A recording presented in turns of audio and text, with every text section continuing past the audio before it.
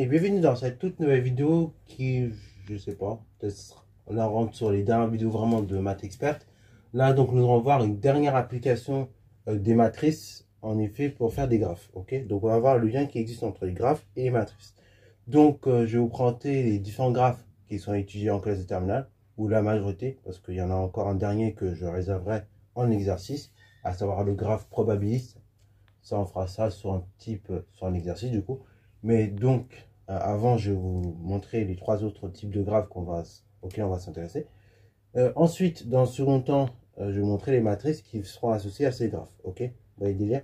Bon, bah, sans perdre de temps, nous allons tout simplement déjà parler de graphes. Et donc, qui dit graphe, qui dit il faut définir ce que c'est. Ok, donc, bah, premièrement, définition généralité.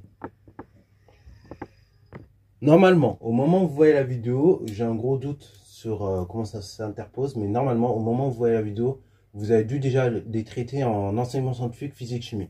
Ok, parce qu'en effet, en enseignement scientifique, physique, chimie, dites-moi si je dis une bêtise, mais normalement, en enseignement scientifique, physique, chimie, la façon dont le programme il se superpose, vous êtes censé voir les graphes, ok, dans le cadre du transport de l'électricité, ok.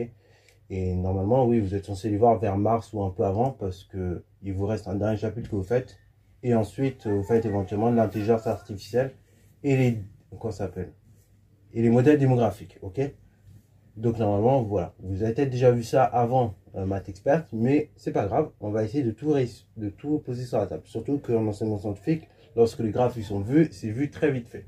Alors déjà, un graphe, quand on va parler de graphe, on va distinguer différents types de graphes. On va distinguer des graphes orientés et des graphes non orientés, ok. Ça c'est une première des choses. Donc graphe orienté, ça veut dire quoi? Ça veut dire qu'en clair, vous avez des orientations, vous avez des flèches qui vont vous guider d'un point vers un autre. Et les graphes non orientés, bah, c'est des graphes où vous n'avez pas de flèche, en clair. Donc un graphe, on va prendre ça par exemple. Donc là, voici un graphe. Ça, ceci est un graphe, les amis. Comme vous avez pu faire en enseignement scientifique, physique, chimie d'ailleurs. Voilà, on va faire ça, c'est plus sympa. Et bah, je peux vous représenter un autre graphe à côté. Mais cette fois-ci, je peux lui donner... Voilà, donc vous avez A, B, C et D. Voilà donc un graphe orienté. Donc là, ce coup-ci, vous avez ce qu'on appelle un graphe orienté, les amis. Ok? La différence entre ces deux graphes, comme j'ai dit, c'est qu'il y en a un où bah, vous n'avez pas d'orientation, c'est-à-dire qu'on peut parcourir un même chemin. Ok? Alors un chemin, bah, qu'est-ce que c'est? C'est tout simplement ce qui permet de passer d'un point vers un autre. Ok, en clair. Et donc ces chemins, ils ont un nom. Quand on fait des graphes, on parle d'arêtes. Ok, donc là, je vais tout vous schématiser. Donc ça, ce sont des arêtes. Les points A, B, C et D à chaque fois, donc ce sont les sommets. Donc ça, c'est pour un graphe non orienté. Donc ça, graphe non orienté. Voilà, parce que ce qui est plus dur, en fait, d'un premier temps pour les graphes, pour l'instant, c'est de mémoriser tout le vocabulaire, parce qu'il y a beaucoup de choses à mémoriser. Donc au lieu de vous donner des définitions théoriques où je vais écrire, je préfère vous donner une définition un peu schématique. Parce que sinon, après, si vous ne voyez pas ça d'un point de vue schématique, c'est très compliqué de pouvoir faire les choses. Ok, donc là, vous avez graphe orienté, non orienté. Donc, on a dit les chemins qui permettent de passer d'un point à un autre, ce sont des arêtes. Les sommets, du coup, ce sont les différents points du graphe que vous pouvez voir. Ensuite, du coup, ça, c'est pour des graphes non orientés. Pour les graphes orientés, les différents points, ça reste toujours les sommets. Voilà, donc je vais garder mon code couleur, on va faire ça en rouge. Ça, c'est le sommet. Et là, par contre, les différents chemins empruntés par les différents chemins empruntés pour passer d'un point à un autre, là, ils vont porter un autre nom, ça s'appelle des arcs. Donc ça, là, ce que vous avez, c'est des arcs. Et après, parfois aussi, vous avez des chemins un peu originaux. C'est-à-dire qu'ils partent d'un point et en fait, ils tournent et reviennent sur le même point. Donc ça, ce type de chemin est un peu spécifique au graphe orienté. C'est ce qu'on appelle tout simplement des boucles. Ok, vous saisissez. Voilà. Donc si je résume, pour un graphe, déjà on a deux types de graphes. On a les graphes orientés et les graphes non orientés. Pour un graphe non orienté, c'est très simple. On va pouvoir passer d'un sommet à un autre, donc par des arêtes. Ok, que j'appelle des chemins. Vous verrez, j'appellerai ça chemin parce que c'est plus simple à mémoriser. Mais normalement, on appelle ça des arêtes pour un graphe non orienté. Les différents points justement par lesquels on va passer. On appelle ça donc les sommets. Pour un graphe orienté, c'est un peu plus spécifique. Donc, vous avez des sommets toujours. Ça, ce sont les différents points que vous avez sur le graphe. Un sommet, donc, il peut être relié par un autre via ce qu'on appelle des arcs. Ou sinon, donc, par des boucles. Une boucle, c'est donc comme un arc, mais cette fois-ci, qui va partir de lui-même pour arriver sur lui-même. Ok, vous voyez le délire? Donc, il part de lui-même, il passe par aucun autre point et il arrive sur lui-même. Ok, comme on aurait le cas en français, par exemple. Donc voilà, si vous voulez un petit schéma, bah, prenez-le, voilà, ça permet déjà de retenir la base. Bon, maintenant on va aller un peu plus loin en termes de définition et de généralité. Donc déjà, premièrement, on va parler de sommet adjacent. Sommet adjacent, bah, c'est comme pour des angles adjacents. C'est comme pour des côtés adjacents. En fait, ce sont tout simplement des sommets de reliés à des autres, donc aux autres sommets, par le biais de arc ou bien d'arête. Alors arc du coup ça va être pour les graphes orientés ou arête pour les graphes non orientés. Voilà, si vous avez bien suivi depuis les 5 premières minutes que je l'explique. Ensuite, deuxième chose, une fois qu'on a parlé de sommet adjacent, vous avez donc son contraire. On parle de sommet isolé. C'est tout simplement sur le graphe en fait, le sommet en question n'est relié à aucun autre. Ça peut arriver. Parfois on a des sommets qui sont isolés. Ils sont reliés à aucun autre. On verra ça quand on fera ce qu'on appelle les matrices d'adjacence. Ok. Donc là, le contraire, hein, à différencier de sommet isolé. C'est rare, mais ça existe. Hein. Donc ça, c'est des sommets qui sont reliés à aucun autre. Voilà, une fois que j'ai ces deux définitions, déjà ça permet de bien me poser dans ma petite tête. Ensuite, on va voir ce qu'on appelle le degré d'un sommet. Donc le degré d'un sommet, c'est tout bête, mais ça va être le nombre d'arêtes ou d'arcs qui vont arriver sur celui-ci. Ok. Donc les boucles, attention, il faut faire gaffe quand on va parler du degré d'un sommet, les boucles elles vont compter 2 fois. Ok. Puisqu'en effet, quand on va parler d'arc, vraiment, enfin de degré d'un sommet, le degré d'un sommet, ce sont tous les arcs, tous les arêtes qui arrivent ou qui repartent du sommet. Ok. Par exemple, si je prends ce graphe-là, et j'ai 1, 2, 3. J'ai 3 arêtes qui sont sur ce sommet. Donc le degré de ce sommet, c'est 3. Pareil, pour ce graphe-là, j'ai 1, 2, 3, 4, 5. J'ai 5. Le degré du sommet, c'est 5. Parce que là, j'ai 3 arcs qui arrivent ou qui repartent de ce sommet. Et j'ai une boucle. Et une boucle, comme elle compte pour 2, j'ai déjà 3 plus 2, ça fait 5. Ok, voilà. Donc ça, c'est important. Deuxième chose, degré d'un sommet. Enfin, dernière définition un peu théorique, avant qu'on fasse du parcours sur un graphe, on va parler de graphe complet. C'est tout simplement tous les sommets sont adjacents entre eux. Ok, voilà. Un graphe complet, c'est un graphe où tous les sommets sont adjacents entre eux. Ok, c'est-à-dire tous les sommets sont reliés par un autre en clair. Ok, voilà. Donc ça, on parle de graphe complet. Pour donner un exemple de graphe complet, par exemple, on a ça. Voilà. Là, vous avez un graphe complet parce que tous les sommets, là, ils sont adjacents entre eux.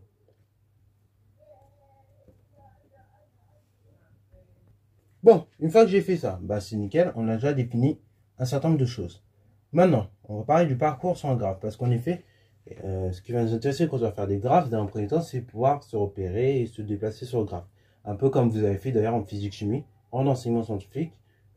Pour tout simplement le transport de l'électricité, vous avez représenté cela par un graphe de type orienté, souvent. Ok, vous avez représenté ça par un graphe orienté, où vous disiez quels sont les arcs qui vont entrer d'une source A vers la source B, et les arcs qui ressortaient d'une source A vers une source B, et ainsi de suite. Ok, vous avez souvent représenté ces transports sous forme de graphe orienté. Et donc l'idée, c'est d'arriver comme ça à pouvoir justement parcourir des chemins sur un graphe. Donc, première chose, quand on va avoir un graphe non orienté, de ce cas-là, une chaîne de longueur n, ça va être une succession d'arêtes, ok? Ça va être une succession d'arêtes telle que l'extrémité de chacune est tout simplement l'origine de la suivante. Sauf pour la dernière arête, ok? Donc là, par exemple, si j'ai ce graphe-là, que je veux parler de chaîne, tout simplement, une chaîne, donc je peux la caractériser par sa longueur, ça va être tout simplement une succession de n arêtes. Ok, j'ai une chaîne de longueur n. Donc n arêtes, bah, genre, par exemple, une chaîne de longueur 4, ça serait par exemple celle-ci. 1, 2, 3, 4. Ok, c'est une succession comportant 4 arêtes. Ok, voilà. Et donc là, on a comme ça une chaîne. Et donc l'extrémité de la chaîne, ça peut être tout simplement l'origine de la suivante. Sauf si, du coup, sauf pour la dernière arête. Ok.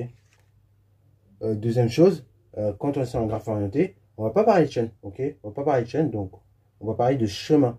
On va parler de chemin, c'est-à-dire que pour passer donc un chemin de longueur n, ça va être une succession de n arêtes également. Et là même, on parlera plus d'arêtes. Là, on va parler d'arc. Donc c'est une succession de n arcs. Voilà. Qui permettent de partir d'un point A vers un point B. Donc là, quand vous comptez le nombre, la longueur d'une chaîne ou d'un chemin, vous allez donc compter le nombre d'arêtes. 1, 2, 3. Donc là, j'ai tout simplement un chemin ou une chaîne donc d'ordre de longueur 3. Et là, donc, pareil, j'ai un chemin de longueur 3, si je fais comme ça. Ok. Et donc, si l'origine du chemin ou bien tout simplement de la chaîne, c'est tout simplement égal, c'est également donc la fin de la chaîne ou du chemin, en fait, on va parler d'un cycle. Ok, on va parler de cycle ou de boucle, et puisqu'en effet, la chaîne, elle est fermée. Alors, par contre, pour parler de cycle ou de circuit, il faut que toutes les arêtes que vous allez, sur lesquelles vous allez passer soient distinctes l'une des autres. Sinon, après, dans ce cas-là, on ne pourra pas parler de cycle ou de circuit. On parlera juste de chaîne fermée. Ok.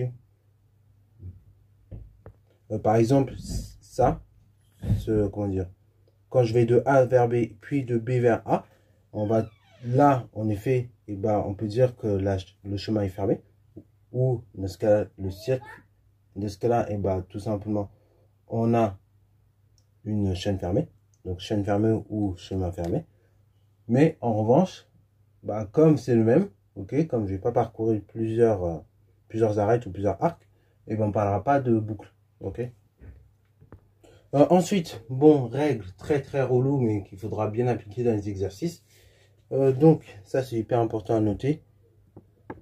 Donc, on va noter grand N, tout simplement, la somme des degrés de chaque sommet. Ok. Et la somme des degrés de chaque sommet, ce sera égal au double du nombre d'arêtes. Ok.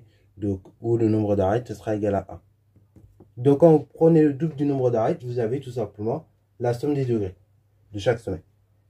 En clair, donc la somme des degrés d'un graphe, tout simplement, ça sera toujours un nombre pair. Ok, parce que oui, bien évidemment, quand on fait la somme des degrés de chaque sommet, c'est pour quand on veut compter le nombre total de degrés de graphe. Ok, donc quand vous faites la somme de tous les degrés du graphe, il faut automatiquement que dans ce cas-là, vous ayez le double du nombre d'arêtes. Ok, voilà.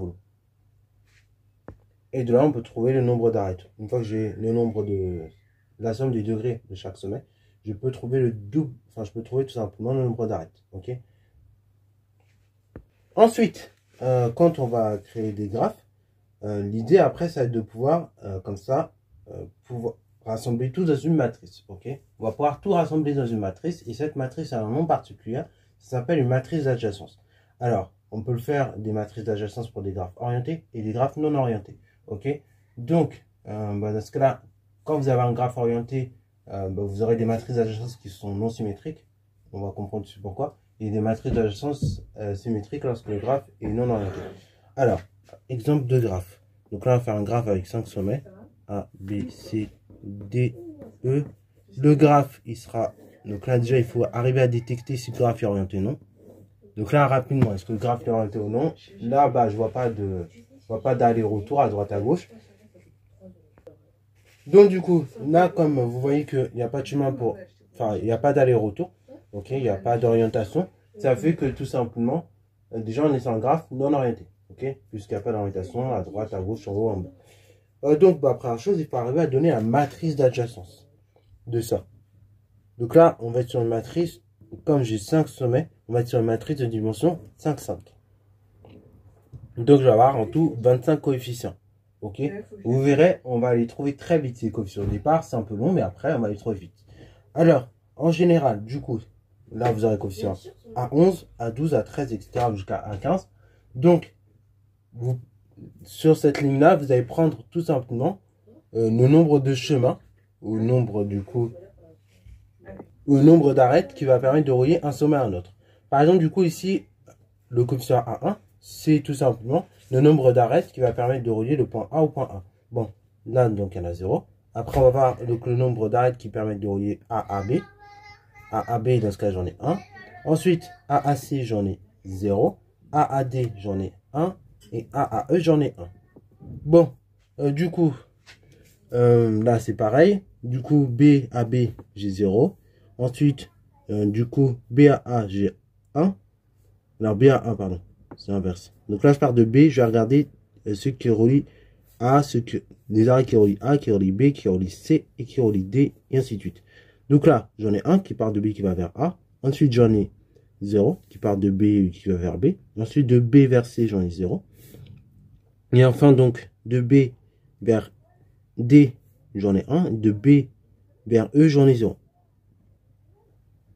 Ok. Alors, ce que vous remarquerez, c'est que là, on va avoir une matrice qui est symétrique. Donc, par exemple, je vais reprendre l'exemple pour vous aider à remplir. Parce que ça peut être vite relou de remplir les 25 coefficients. Technique, quand vous avez un graphe non orienté, ça marche que pas les graphes non orientés, vous allez avoir des coefficients qui sont identiques. Par exemple, pour relier de B à D, il y a un chemin. Donc, c'est-à-dire que le coefficient B 24, c'est identique au coefficient B, au coefficient D, pardon, non plus 24, mais dans ce cas 42. Dans ce cas, c'est-à-dire que j'ai aussi un chemin qui permet un arrêt, pardon, qui permet de relier D à B. Donc, j'ai un 1 qui est là. Ensuite, c'est pareil, B à C, j'ai aucun chemin. Donc là, B à C, j'ai aucun chemin. Bah, de C à B, j'ai aussi aucun chemin. Là, de A à C, j'avais pas de chemin. Donc de C vers A non plus. Après, de C vers E, bah, j'ai un chemin. Donc de E vers C, j'ai aussi un chemin. Ensuite, donc pour C, j'ai fait pas de chemin qui va de C vers A, ni C vers B, C vers D non plus. Donc là, C vers D, j'ai pas de chemin. J'ai pas de chemin 0. De ce cas-là, de D vers C, j'ai aussi pas de chemin, ou pas d'arête. Et après, donc, pour le D, justement, de D vers A, j'ai un chemin. Voilà. D vers B, j'en ai un, ça c'est noté. D vers C, j'en ai pas. D vers E, j'en ai pas. Et D vers D, bien évidemment, j'en ai pas non plus. Enfin, je finis, et puis après, voilà. De E vers A, j'ai un chemin. De E vers B, j'en ai pas. De E vers C, j'en ai un. De E vers D non plus. Et de E vers E non plus. Donc, voilà comment remplir une matrice d'adjacence. Ok. Et donc, ça va permettre comme ça de déduire le nombre de chemins que vous avez pour passer d'un point vers un autre. Après, ce type de matrice qui est intéressant, c'est qu'après, on peut tout simplement l'élever à certaines puissances. Ok. Par exemple, l'élever à la puissance 5, à la puissance 2, et ainsi de suite. Comme vous élevez à la puissance 2, l'idée, ça va pour retrouver le nombre de chemins de longueur n. Et en l'occurrence, de longueur 2. Ok. Donc, il part d'un point vers un autre. Par exemple, si j'élève cette matrice à la puissance 2 et que je cherche le nombre de chemins de longueur 2 qui part de A vers A, bah, ce cas-là, ce sera ce coefficient-là. Ok. Le coefficient A11 de la matrice m carré. Ensuite, une fois qu'on a parlé de matrice d'adjacence, dernier type de graphe que vous allez rencontrer dans ce chapitre, enfin avant-dernier, parce qu'il y en aura un dernier encore, c'est le graphe probabiliste, je vous l'ai dit. Mais donc avant-dernier graphe que vous allez rencontrer, c'est ceux qu'on appelle les graphes pondérés. Donc les graphes pondérés, tout simplement, ce sont des graphes dans lesquels on va voir des petites étiquettes, en gros des petits nombres qui sont indiqués sur chaque arête. Ok. Souvent, ce sont des graphes qui ne sont pas orientés. Ok, va vous. Mais en tout cas, l'idée d'un graphe pondéré, c'est voilà, c'est si sur chacun des chemins ou donc des arêtes, on a des coefficients, des petites pondérations, des petites étiquettes, et ben dans ce cas-là, on aura, ça veut donc dire par exemple qu'on a un graphe pondéré. Ok, va vous. Donc voilà, par exemple, si je reprends le même graphe, enfin, je vais prendre un graphe un peu différent. Voilà, donc A, B, C, D. Bah, en fait, à partir du moment où je vais mettre des coefficients,